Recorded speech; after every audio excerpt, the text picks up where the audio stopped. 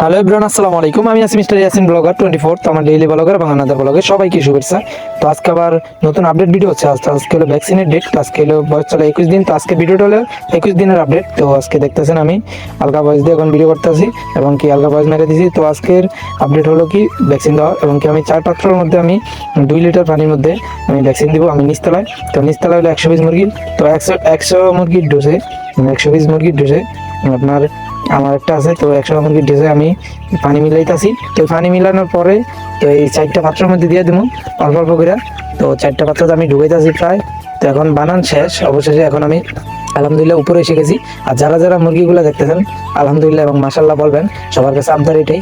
তো আমি এখন পানি দিয়ে দিলাম প্রায় আধা ঘন্টার মতো। আমি পানি না খাবে রাখছিলাম আধা ঘন্টা 45 মিনিটের মতো। তো এখন আবার দিয়ে দিতেছি পানিগুলা।